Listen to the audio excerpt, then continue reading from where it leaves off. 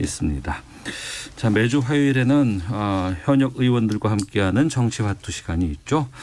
자, 새해 첫 정치화투입니다. 더불어민주당 김성환 의원 나오셨습니다. 안녕하십니까? 네, 새해 복 많이 받으십시오. 예, 김성환입니다. 예, 새해 복 많이 받으시고요. 국민의힘 조혜진 의원도 자리하셨습니다. 안녕하십니까? 예, 반갑습니다. 조혜진입니다. 새해 복 많이 받으십시오. 예, 새해 되면은 뭐 정치권에서 이제 뭐 지난해 돌아보고 뭐 새해 여러 가지 전망, 정치적으로 뭐 여러 가지 살펴보곤 하는 것 같습니다. 올해 어떨 것 같으세요? 김성환 의원님 먼저 좀 말씀해 주세요. 네, 뭐 올해 뭐 서울, 부산에 보궐선거도 있고 대선 네. 후보 경선도 있고 그러겠습니다만 올해 뭐니 해도 우리나라가 빨리 코로나를 딛고 그야말로 일상의 행복, 잃어버린 일상을 회복하는 것, 그리고 그 과정에서 특히 코로나는 눈이 없지만 피해는 약자층이 훨씬 많이 온다고 했는데 그것 네. 때문에 힘들어진 우리 서민들이 다시 좀 어깨 펼 수 있도록 하는 것, 그게 무슨 정치 일정보다도 훨씬 더 네. 중요한 한 해가 되지 않겠나 싶습니다. 그거를 위해 열심히 해야겠죠. 네, 올해 말에는 좀 코로나 극복 이거 좀 만날 수 있는 한 해가 됐으면 참 좋겠다는 바람은 좀 네. 모든 분들이 다 갖고 계실 것 같고요. 조혜진 의원께서는 연말쯤 되면 전 세계적으로 그렇게 되겠죠. 빨리 되는 나라들은 가을쯤 돼서 이제 예. 해방이 되겠죠. 일상의 회복이 되겠죠. 우리는 그보다는 조금 늦겠지만은 네, 네. 우리도 어차피 그렇게 될 걸로 보고, 올해는 어쨌든 서울시장, 부산시장 선거가 중요하고 이게 향후 이 대선 전초전의 성격을 가지기 때문에 네. 전국의 분수령이 될 것 같아요. 여당이 이기게 되면은 지금까지 해왔던 국정 운영에 대해서 일종의 그 면죄부를 받았다고 생각을 할 것이기 때문에 네. 국정 기조의 변화 없이 그대로 이제 그 드라이브를 계속 이제 가속 페달을 밟을 가능성이 많고, 야당이 이길 경우에는 이제 야당이 전국의 주도권을 잡고 예. 지난 정부 청산 그 모드가 시작될 가능성이 있고 정권 교체의 가능성이 조금 더 다가가는 그런 분수령이 될 것 같아요. 네. 4월 보궐선거가 90일 좀 더 남았어요. 네. 네, 4월 7일이니까요. 그리고 많이 남은 건 아닌 것 같고 네. 이제 본격적인 좀 보궐선거 체제로 좀 들어가는 것 같은데, 새해 되자마자 갑자기 지금 이낙연 대표발 이 사면론이 좀 떡하니 등장이 돼서 다 지금 모든 이슈를 다 지금 흡수하고 있는 상황입니다. 김성환 의원님, 어떻게 정리가 됐어요? 지금 당내에서는요? 네, 그 지난 주말에 최고위원 회의를 열어서 네. 일단 그 1월 14일 날 이제 박근혜 전 대통령 대법 판결이 있어서 이낙연 대표가 이제 충정으로 말을 꺼냈는데, 우선 국민들의 이제 일종의 법 감정, 네. 그 법의 형평성 뭐 이런 문제들이 있고, 또 특히나 뭐 해외나 국내 사례들을 볼 때 아무래도 당사자의 이제 진정한 사과, 왜냐하면 그 이명박 대통령 같은 경우는 일종의 이제 권력을 사유화했던 다스가 누구 거냐 뭐 이런 문제였고, 박근혜 대통령 같은 경우는 일종의 국정농단을 해서 그 피해자가 국민들인 거죠. 네. 그래서 그 국민들에게 그 과정에서 생긴 일에 대한 진지한 반성, 사과 뭐 이런 게 전제가 되면 네. 적절한 시기에 사면을 건의할 수 있겠다 정도로 당에서 정리를 했습니다. 그래서 일단 1월 14일 대법원 이제 선고가 날 때까지는 당에서 뭐 이와 관련해서 특별한 얘기가 더 있을 것 같지는 않습니다. 선거 나오면은요? 그때 가서 말씀드린 대로 이제 당사자들이 어떻게 하는지, 예. 그 시기에 우리 국민들이 어떻게 이 문제를 볼 건지, 특히 나이가 드신 분들하고 젊은 사람들 생각이 좀 다른 것 같아요. 네. 연배가 좀 드신 분들은 이미 현재 감옥에 꿰어 있었으니까 국민 통합 차원에서 석방을 해주는 게, 사면을 해주는 게 좋지 않겠냐는 분들도 꽤 있고요. 젊은 사람들은 대통령이라고 왜 특혜를 받아야 되냐. 네. 조그마한 잘못도 있는 사람도 다 감옥에서 꽤 오랜 기간 있는데 그 형평에 맞지 않다, 이렇게 보시는 분들도 많아서 네. 그런 국민의 감정들, 그리고 당사자들이 이 문제를 바라보는 태도, 뭐 야권이나 뭐 태극기 뭐 세력들 뭐 이런 분들의 의견들도 중요하겠죠. 네. 조혜진 의원께서는 어떻게 접하셨습니까? 저는 전부터 두 분 사면을 해야 된다고 계속 주장을 해왔었거든요. 예, 예. 두 분을 위해서도 그렇지만은 나라를 위해서 예. 또 이 정권을 위해서 해야 된다. 예. 왜냐하면 건국 대통령부터 요 직전 대통령까지 한 분도 예외 없이 본인이든 또 뭐 가족이든 예. 그런 불행을 당했고 이게 우리 대한민국의 불행이고 선진국으로 가지 못하게 발목 잡는 중요한 그 요소 중에 하나이기 때문에 네. 단절해야 된다. 가능하면 문재인 대통령이 그 고리를 끊어야 된다라고 말씀을 드렸었는데 그렇지만 아마 스스로는 잘 하지 않을 거다. 정권 차원에서 필요가 있을 때 예를 들면 뭐 저희 지금처럼 정권 말기에 정권이 이제 여러 가지로 어려움이 닥칠 때 전국 이 돌파 카드로 필요하면 그때는 아마 고려하지 않겠는가라고 네. 그렇게 전망을 늘 해왔었는데 이번에 그 이야기가 나오는 게 결국은 그런 상황이 된 것 아닌가. 상황이 됐다. 예, 정권 차원에서 국민 전환을 위해서 필요한 예. 이 사면 카드를 고려해야 되는 상황이 돼서 여권 내부에서 말이 나온 것이 아닌가. 그런데 지금 김성원 의원님 말씀처럼 이제 내부에서 갑론을박이 되니까 정리가 아직 쉽게 안 되니까 좀 지켜봐야 될 것 같습니다. 그럼 조혜진 의원께서는 왜 신년에 이낙연 대표가 이걸 터뜨렸을까요? 어떻게 생각하세요? 대통령이 생각을 읽었다고 보죠. 읽었다. 예, 대통령이 본인이 어쨌든 그 정권 아래에서 두 분이 지금 감옥에 가 계시고 예. 5년 임기 안에 안 나온다면은 다음 정권으로 넘어가게 되는데 그 정치적 부담이 굉장히 클 거거든요. 네. 그 개인에게 있어서나 정권 차원에 있어서나 그리고 당장 이 당면한 여러 가지 이 전국의 어려움, 지지율 하락이라든가 이런 걸 생각하더라도 이걸 좀 긍정적으로 검토를 해야 될 상황인데 본인 스스로 하기는 어려운 거죠. 본인이 감옥에 보내고 본인이 다시 꺼내고 이렇게 하기 어렵기 때문에 그 부담을 들어주기 위해서 당대표가 네. 총대 메고 카드를 던진 것 아닌가. 예. 그리고 그걸 통해서 저 정권의 이 핵심 지지층들의 의견 예. 또 당내 의견 또 국민 여론 이거를 한번 떠보는 그런 효과도 있고 그런 의미도 있고 해서 던진 것 아닌가. 네. 그러니까 대통령 뜻과 전혀 무관하게 하지는 않았을 거라고 생각하는 거죠. 대통령의 뜻과 무관하진 않다라고 말씀하시는데 김성환 의원께서는. 네, 제가 이해찬 당대표 시절에 비서실장이라 네네. 이제 당과 이제 청와대의 고민 뭐 이런 거를 가까이서 본 적이 있었는데요. 사실은 저 두 전직 대통령에 대한 사면 얘기가 이번이 처음이 아니지 않습니까? 기회가 있을 때마다 사면 요구가 있었고 그런 야당 얘기가 쪽에서는 요구할 수는 있겠죠. 그런 요구를 대통령이 이번에 처음 듣는 게 아니고 제가 대통령이더라도 그런 요청이 있으면 이 문제를 어떻게 해야 될까에 대한 고민을 안 할 수 없잖아요. 네. 다만 당시만 해도 일단 법적 요건이 갖춰지지 않았습니다. 네. 판결이 다 끝나지 않았기 때문에. 근데 이제 이 1월 14일이면 일단 최소한 법적 요건은 갖춰지는 시기인 거죠. 네. 다만 대통령도 법조인 출신이기 때문에 그동안도 사면권을 사실 정치적으로 한 번도 이용을 하지 않았습니다. 네. 굉장히 엄격하게 특히 정치인들에 대해서는 그래 왔고요. 이제 그런 면에서 보면 이 문제를 국민들이 실제로 어떻게 바라보느냐. 네. 그리고 이게 김대중 대통령이 전두환 노태우 대통령을 사면할 때만 해도 그 김대중 대통령 당시 당선자 시절이었죠. 당선자 예. 시절에 본인이 피해자였어요. 본인이 피해자였기 때문에 당시 김영삼 대통령께 사면 건의를 할 수 있었는데요. 네. 지금 두 분 대통령은 그 피해자가 국민들이거든요.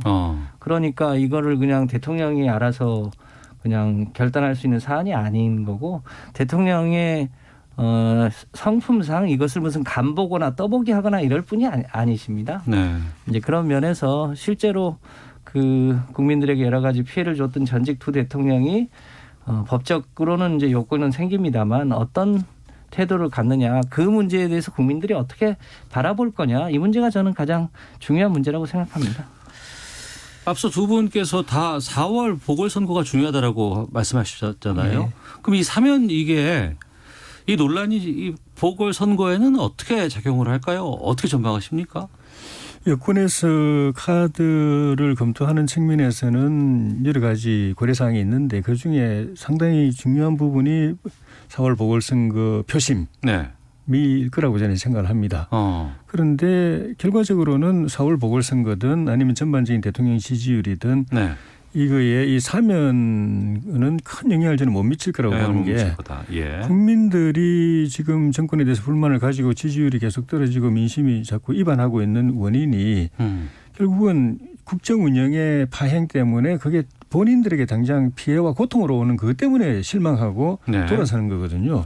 잘못된 정책 때문에 부동산 정책, 부동산 시장 엉망이 되고 또 추윤 갈등 때문에 계속 국민들 속상하게 만들고 반감 갖게 만들고 그리고 코로나 방역도 이게 장기화되니까 네. 점점 생활이 너무 힘들고 지치고 건강도 어려움이 오고 더 절실한 거는 민생, 생활, 경제가 너무 힘들어지니까 코로나 지금 막 낭떠러지에 몰리니까 네. 정부가 주는 재난지원금이라고 해도 그 사실 뭐 간의 기별도 안 가는 그런 정도이기 때문에 그로 인한 실망과 이 반감이 굉장히 크고 또 최근에는 이제 다른 나라들은 일찍부터 확보해가지고 지금 접종 들어간 백신을 지금 뒤늦게 지금 확보한다고 나서고 있는 이런 데 대한 실망들이 커서 그렇게 된 거기 때문에 네. 이런 전반적인 국정 운영의 기조를 바꾸지 않으면은 그걸 그대로 가면서 사면만 카드를 던진다고 해서 큰 민심의 흐름에 변화를 주긴 저는 어렵다고 봅니다. 네.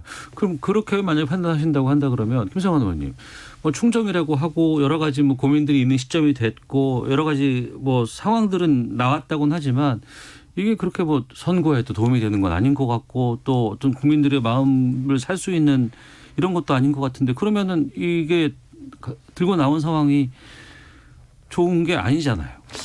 저희가 보더라도 그러니까 특히 대통령 입장에서는 무슨 정치적 반전 카드로 무슨 사면을 활용하거나 네. 저는 만약에 그렇다면 그건 더 안 좋은 일이라고 생각합니다. 그런 면에서 정치적 반전 카드로 사면을 활용할 일은 저는 추호도 없다라고 예. 생각을 합니다. 근데 다만 우리 조혜진 의원도 얘기하셨습니다만 역대 전직 대통령에 대한 이제 국민들이 갖는 일반적 감정들이 있고 그런 차원에서 국민 통합을 위해서 어떻게 하는 게 좋으냐. 네. 근데 그 전제들이 있는 거죠. 근데 그 전제가 달성이 안 되면 그 사실상 어려운 거 아닙니까? 이 두 분 대통령이 감옥에 가실 때 하셨던 얘기가 자기는 떳떳하다. 정치적으로 탄압받은 거다. 이렇게 지금 얘기를 계속하고 계신 거 아닙니까? 그러면서도 한편으로는 사면 얘기를 하고 있는 건데 네. 그런 상태에서 사면이 만약에 되면 정치적 탄압받은 사람이 그 정치적 탄압을 인정하고 일종의 이제 사면을 해준 꼴이 되는 거여서 그럼 국민 통합에도 실제로 보탬이 되지 않습니다. 네. 특히 이 과정에서 피해를 보신 분들은 국민 당사자이기 때문에 국민들이 이 문제를 바라보는 법 감정이나 이런 게 가장 중요하다고 보여지고요. 네. 뭐 저희 당에서도 이걸 정치적 반전 카드로 이용할 생각이 추호도 없음을 말씀드립니다.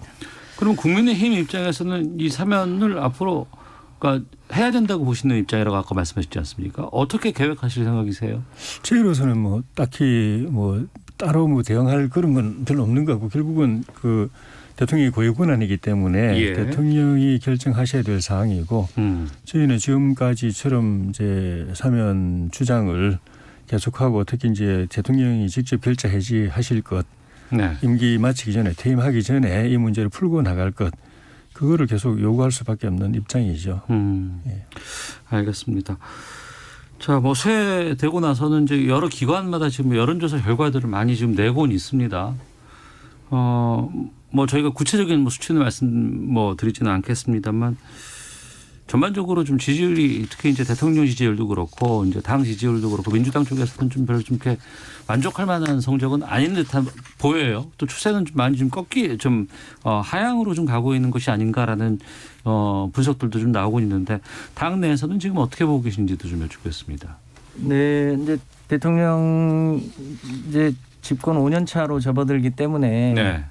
뭐 전반적으로 5년 단임 정권에서의 일반적인 추세라는 게 있긴 합니다만 역대 정권하고 비교해 보면 사실은 어느 정권보다 현재만 놓고 보더라도 지지율이 결코 낮은 것은 아닙니다. 다만 이제 최근에 우리 조혜진 의원님도 얘기했습니다만 이제 부동산 문제라든지 코로나가 장기화되는 문제라든지 이런 문제들 때문에 약간 이제 과거에 비하면 조금 낮아진 건 사실입니다만 제가 보기에는 아마 문재인 대통령은 그 역대 소위 레임덕 없이 정권을 마무리할 수 있는 그런 대통령이 전 되실 거라고 봅니다. 네. 이제 그 과정에서 국민들이 그 몇 차례 선거에서 민주당에게 많은 지지를 보내줬던 게 사실이잖아요. 그 과정에서 180석까지 만들어줬는데 조금 더 신속하게 왜 민생의 어려움을 잘 풀어주지 못하냐에 네. 대한 여러 가지 질책이 있는 게 사실이고 그런 만큼 조금 더 겸손하게 하면서도 우리 사회의 여러 가지 민생을 살리는 여러 가지 개혁 과제들을 뭐랄까 좀 더 속도감 있게 또 국민적 공감을 얻으면서 추진해 나간다면 저는 뭐 이 문제가 뭐 레임덕으로 가거나 이런 문제는 아니라고 봅니다. 다만 네. 우리 국민들이 제일 싫어하는 것 중에 하나는 이제 정치인이나 정치권이 혹은 정당이 오만하게 보이면 그럴 때 대체로 회초리를 드시는 것 같습니다. 네. 우리 당이 이제 다수당이더라도 조금 더 국민들의 마음 속에서 조금 더 겸손하게 또 낮은 자세로 임하는 것 그런 게 매우 중요하다고 보여집니다. 네. 국민의힘은 지금 지지 추이를 어떻게 보고 계세요? 뭐 당에서 보는 관점이나 제 관점이나 크게 차이는 없을 텐데 네. 정권마다 어느 정권이고 간에 우리는 절대 레임덕 없다. 그리고 정권 말기라도 지지율을 견조하게 지킨다라고 그 호언장담했는데 네. 한 정권도 예외 없이 정권 말기 되면 지지율 떨어지고 예. 레임덕 걸리고 그건 구조적으로도 그렇게 되어 있습니다. 네. 강력한 제왕적 대통령제에서는 자기의 권력 가지고 있을 때는 잘 나가지만은 그 차기 제왕이 등장하는 그 시점이 네. 임기 말이거든요. 네. 그러면 힘이 저쪽으로 옮겨갈 수밖에 없는 거죠. 자기가 힘 휘두를 때 제왕이었던 것처럼 떠오르는 차기 제왕들이 그 힘을 가져갈 수밖에 없는 구조. 네. 권력 구조 자체도 그런 것도 있고. 그런데 지난 사실은 한 3년 동안에 국정에 여러 가지 실정이 있어서 국민들 실망이 많이 커가지고 지난 총선 때 그게 심판 분위기가 있었는데 네. 저희 야당이 분열한다든가 내부에 또 여러 가지 불미스러운 일로 국민들에게 실망을 끼친 부분. 네. 그리고 코로나가 갑자기 닥치면서 국민들이 정부에 힘을 실어줘야 되겠다고 생각한 부분. 그리고 막판에 재난지원금이 뿌려진 거 이런 것들이 역할을 해가지고 거꾸로 그 여당이 압승하게 됐는데 그 바람에 심판이 유예가 됐던 거죠. 원래는 총선 때 3년 끝나고 이제 그 심판이 있는 것인데 유예가 됐던 건데 네. 만약에 민주당이 180석 가까운 의석을 얻어서 겸손하게 지금 의원님 말씀처럼 겸손하게 낮은 자세로 야당과 협치하면서 국민과 소통하면서 이렇게 했어요. 비판을 경청하면서 이렇게 갔으면은 지지율이 지금보다는 더 안정적이었을 거예요. 네. 그런데 오히려 더 180석 가까이 얻으니까 그냥 그 일방통행식 국정 운영 가속을 확 밟아버렸거든요. 네. 그러니까 유보했던 심판 심리가 지금 다시 더 심화돼 가지고 지지율이 빠른 시간 내에 급속도로 지금 떨어지는 거거든요. 예. 제일 높을 때 70% 80% 같은 게 지금 30% 중반 끝에 내려왔으니까 반토막 이하로 좀 내려온 상황이니까 이거 회복하기 쉽지 않고 이걸 국정 기조를 확 바꾼다면 모르겠지만은 말씀드린 대로 아마 그런 기미가 별로 안 보이기 때문에 그렇게 반전이 쉽지가 않을 것 같고 이제 주목되는 거는 그런 상황에서 과거의 역대 정권 예를 보면은 당은 자기들이라도 살기 위해서 대통령과 거리두기를 한다든가 차별화한다든가 하고 또 차기 후보들이 같이 대통령이 내려갈 때 같이 내려가지 않기 위해서 또 차별화한다든가 하는 그런 그 모습들이 보였는데 물론 이제 되게 그거 별로 성공하지 못했지만은 여당 내부에서 그런 움직임이 있는지 아니면 끝까지 대통령하고 연동해서 오르면 같이 오르고 떨어지면 같이 떨어지는 건지 그게 관심 포인트가 될 수 있을 것 같아요. 두 분께 좀 질문 드릴 게 있는데 요거는 헤드라인 뉴스 듣고 기상청 날씨 확인하고 교통정보 듣고 돌아와서 두 분과 계속해서 말씀 이어가도록 하겠습니다. 네, 정치와투 돌아왔습니다. 더불어민주당 김성환 의원, 국민의힘 조혜진 의원과 함께 말씀 나누고 있는데요. 문자를 이렇게 보니까 사면에 대해서는 반대한다는 의견이 좀 더 많이 들어오곤 있습니다. 좀 내용별로 소개해드리고 계속 말씀 나누겠습니다. 7850님은 큰 정치로 시대를 함께 가야 한다고 봅니다. 이분은 사면 필요하다고 보시고요. 김정훈님은 전직 대통령들이 언젠가는 사면되는 게 맞다고 보지만 시기의 문제라고 보고요. 또 국민에 대한 사과가 있어야 가능할 것입니다. 그리고 2297님, 지인이님, 최영수님, 전직 대통령을 사면해 주는 것이 왜 국민통합인지 모르겠습니다. 지위고하를 막론하고 죄를 지은 것에 대해선 공평하게 벌을 받아야 하는 것 아닌가요? 라고 주셨고 8144님. 이 시각 늘 애청하는 인천의 화물기사입니다. 사면론 저는 시기상조라고 봅니다. 대선 이후에 국민통합 차원에서 당선자가 거론할 일이고 지금은 코로나 경제에 올인할 때입니다. 이맘때쯤이면 포항에서 인천 터미널로 올라오는 과메기철이었는데 지금은 전혀 없습니다. 이만큼 이동뿐 아니라 민생이 힘들다는 것 여야에는 직시해 주시길 부탁드리고요. 그럼에도 화이팅 하시고 건승해 주십시오라고 의견도 보내주셨습니다. 그렇죠. 이제 뭐 민생 상황에서 본다 그러면 지금 앞서서 두 분께서 다 공유 말씀해 주셨던 올해는 코로나를 좀 우리가 끝낼 수 있는 시기로 갈 수 있는 것인가 여기에 대한 고민들이 좀 많이 좀 있고 이 부분들이 이번 선거라든가 뭐 대선에도 다들 영향을 끼칠 것 같아요. 지금 뭐 코로나19 관련해서 뭐 재난지원금 지급 얘기도 지금 얘기가 나오고 있고 뭐 백신 확보라든가 뭐 접종 시기 같은 것들 또 백신 접종을 하기 위한 여러 가지 사이드에서 이제 처리해야 될 일들 이런 것들 다 지금 미리미리 좀 준비하자고 얘기는 하고 있는데 이 부분이 4월 보궐선거라든가 이런 쪽에는 어떤 영향으로 작용할 거라고 보세요? 김성환 의원님. 네. 이제 작년 초 같은 경우를 보면요. 우리 조혜진 의원님도 얘기하셨습니다만 작년 초에 소위 정권 심판론 대 국정 안정론이 굉장히 팽팽했었습니다. 1월 달에. 작년 이맘때 그랬습니다. 예, 그 무렵에 민주당이 약간 오만한 거 아니냐. 또 왜 중국의 우한발 코로나를 못 막냐. 마스크 대라는 이게 뭐냐. 뭐 이런 게 겹치면서 어려움이 있었습니다만 정부가 진지하게 코로나 문제를 막아 나가면서 국민들이 그 위기를 이제 함께 돌파하는 게 좋겠다고 해서 이제 총선을 그렇게 치렀는데요. 저희가 뭐 이 문제를 정치적으로 무슨 이용할 것은 뭐 추호도 없습니다만 올해는 그 코로나를 어떻게든 이기고 일상을 회복하는 게 무엇보다 중요하고 또 그 과정에서 피해를 본 소상공인 등등을 경제적으로 회복하는 게 무엇보다 중요하기 때문에 네. 그 부분에 무슨 뭐 정치적 유불리를 떠나서 당과 정부는 최선을 다하는 게 숙제라고 보여집니다. 백신 뭐 얘기하십니다만 실제로 다른 나라에 비해서 늦은 거 아니고요.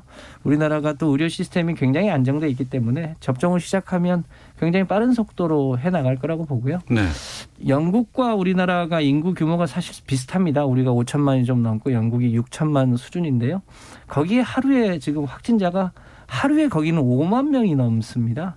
그런 거에 비하면 우리가 1,000명 이제 그것도 이제 고비가 좀 꺾여가는 것 같은데요. 네. 이 고비를 잘 넘겨서 넘어가면 뭐랄까요 이 선거에 미칠 영향은 크지 않을 거라고 보고요. 묵묵하게 해나가야 될 텐데 제일 어려운 문제가 역시 부동산 문제인 것 같습니다.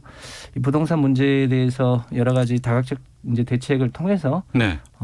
우리 국민들의 새로운 희망들을 잘 만들어 나가는 게 여당으로서의 숙제라고 생각합니다. 그러면 조혜진 의원께는 이렇게 질문 드려볼게요. 지금 부동산 문제 상당히 심각하다고 이제 많은 분들께서 이제 얘기를 하고 계시고 이제 코로나 3차 재확산이 계속해서 좀 되고 있고 지금 뭐 거의 뭐 거리두기도 상당히 강화된 상황에서 민생이 좀 힘들고 있는 상황입니다.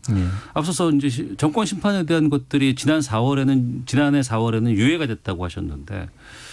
그럼에도 불구하고 국민의힘으로 그 지지세가 옮겨가지는 않는 듯한 느낌이 들기도 하거든요. 그건 어떻게 보고 계세요? 그 수치상으로는 이제 올라가고 있죠. 네네. 저희가 쭉 올라갔고 연말 연초 여론조사에서는 민주당을 앞선 여론조사 어떤 조사는 오차범위 밖으로 해서 저희가 앞선 여론조사도 나오고 있고 예.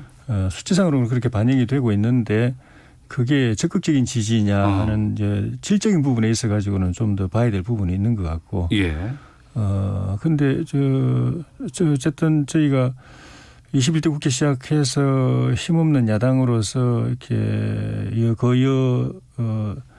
상대를 해가지고 그 힘겹게 싸우는 과정에서 야성이 조금씩 생기는 것 같아요. 생기고 당내의 그 맨파워, 예. 컨텐츠 또 정치적 역량들이 많이 이제 발현이 되고 있는 것 같고 예. 그렇게 해서 이번 서울시장 부산시장 선거에서 저희가 이기게 되면은 국민들도 거기다 플러스 알파 해가지고 네. 곧 닥치는 대선을 두고 국민의힘을 수권 대안정당으로 보게 되는 네. 그런 시기가 올 것이라고 생각합니다. 그것도 중요하고 또 하나는 범야권 대통합을 이루내느냐 여부가 또 변수가 될 수가 있어서 네. 범야권 대통합을 이루면은 국민의힘이 가진 힘에다가 플러스 알파가 되는 것이기 때문에 국민들이 자기 정권 수임 세력으로 선택하기가 좀 더 신뢰가 가지 않겠는가. 네. 그것도 저희가 같이 고민하고 추진해야 될 그 대상이라고 과제라고 생각합니다. 네.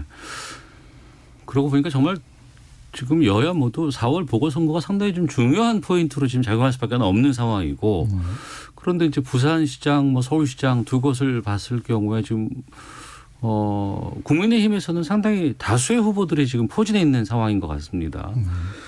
경선은 지금 어떻게 지금 준비하고 있습니까? 1차 경선에서는 100% 여론조사를 해서 4명을 추리고. 결정 났어요? 예, 그렇게. 예. 그다음에 2차 경선에서는 예. 여론조사 80%, 예. 당내 그 여론 20% 해가지고 최종 후보를 뽑는 걸로 그렇게 돼 있는데 예. 그 방식을 그 미스터롯처럼 이제 단계별 그 한 명씩 한 명씩 떨어뜨리는 방식으로 갈는지를 포함해서 구체적인 방식은 계속 연구 중인 상황인 것 같고요. 네. 조만간 확정이 될 것 같고 저희로서는 국민의당 후보를 선출할 때 밖에 있는 안철수, 금태섭 이런 분들이 들어와서 같이 경선에 참여하느냐 네. 아니면은 국민의힘이 단독으로 후보 선출하고 밖에 있는 분들하고 2차 경선을 또 본 경선을 하느냐. 예. 그런 문제가 또 있는데 그거는 상대가 있는 문제라서 상대방들의 의견도 또 필요하고 네. 그래서 최종 후보 범야권 후보를 대표하는 후보가 확정될 때까지는 시간이 조금 더 소요가 될 것 같습니다. 민주당의 경우는요. 지금 서울하고 부산 다 포함을 해봤자 우상호 의원 한 분만 지금 선언을 한 상황이고 네. 부산도 김영춘 사무총장 같은 경우에는 뭐 가시화는 되어 있지만 확정을 지은 건 아닌 것 같고요. 네. 좀 안개 속인 것 같다는 생각이 듭니다. 어떻습니까? 네, 이제 부산시장 후보 같은 경우는 김영춘 전 해수부 장관, 전 이제 국회 사무총장이 출마를 염두에 두고 사퇴를 해서 아마 조만간 곧 나오시나요? 예. 조만간 그 출마 관련한 의견을 밝힐 것으로 보여지고요. 예. 서울은 언론 지상에 유력하게 박영선 중기부 장관이 거론되고 있는데 아무래도 이제 내각에 있기 때문에 네네. 정치적 발언을 하기 어렵지 않습니까? 그래서 그 중기부 이제 후임자의 인선과 실제로 내각에서 이제 그 역할을 내려놓을 즈음이 돼야 자기 얘기를 하게 되지 않을까 싶습니다. 그 외에도 뭐 이런저런 당내 고민이 있는 것 같은데요. 네. 뭐 조만간 후보가 가시화돼야 될 시점이죠. 그러니까 1월 중순 혹은 1월 하순 정도면 네. 우리 당의 후보도 좀 본격화될 것으로 보여집니다. 그동안 언론에서 이제 하마평에 거론됐던 인물 군 말고 더 추가가 될 가능성도 있습니까? 여지가 전혀 없는 건 아닌 것 같습니다. 아, 그래요? 네. 하지만 그럼에도 불구하고 지금 야당 쪽과 비교해 보면은 상당히 좀 흥행에서는 뒤처져 있지 않나 싶은 생각이 들기도 하거든요. 야당은 이제 저희가 보기에는 실제로 후보가 되는 것과 관계없이 일종의 본인의 이름값을 높이기 위한 분들도 좀 섞여 있는 것 같고요. 예. 실제로 그 중에서 유력한 사람들은 몇 분 안 되는 게 사실 아닙니까? 그런 부분에서 약간의 일종의 이제 거품이 있어 보이고요. 네. 뭐 조만간 결국은 그 1대1 일로 하게 될 가능성이 높아 보이잖아요. 뭐 그런 이제 예선전을 거쳐야 될 텐데 제일 큰 걱정은 뭐 저희가 야당이 아니기 때문에 뭐라고 하긴 어렵겠습니다만 지금 소위 범야권 후보로 지금 서울시장이 1위를 달리고 있는 안철수 이제 후보라고 해야 될까요? 근데 초기하고는 달리 네. 그분이 정치를 해오는 과정에서 그분의 내공의 정도, 정치적 역량의 정도를 이제 많은 사람들이 알고 있는 거죠. 특히 이제 우리 국민의힘의 김정인 대표 같은 경우는 정치적으로 적합하냐에 대해서 의문을 많이 갖고 있다고 제가 알고 있어요. 이제 그런 부분들이 어떻게 작동할지 그런 게 좀 하나의 변수가 되지 않을까. 시간이 다 돼서 짧게 좀 여쭤보겠습니다. 예. 지금 여론조사상으로는 안철수 대표가 현재 상당히 좀 앞서고 있는 듯한 모양새예요. 예. 그 부분에 대해서 국민의힘은 어떤 생각 갖고 계세요? 선점 효과죠. 뭐 특별히 다른 요인이 있었던 건 아니고 예. 먼저 치고 나가니까 일단 주목도가 높아지는 그런 측면이 있고 네. 저희 당의 후보들이 출마 선언하고 쭉 이제 대중 앞에 나서서 활동하게 되면은 좀 예. 변화가 좀 있을 거라고 생각이 듭니다. 그리고 이게 이제 아까 말씀드린 범야권 후보 단일화 쪽으로 어떤 작용을 하는지 모르겠지만은 우리 당에 들어와서 하든 아니면은 바깥에서 다시 2차 경선을 하든 간에 네. 새로운 판이 펼쳐지면 또 거기서 여론조사의 변동 또 있을 수 있다고 봅니다. 알겠습니다. 정치와투 여기서 마치도록 하겠습니다. 두 분 오늘 말씀 고맙습니다. 고맙습니다. 감사합니다.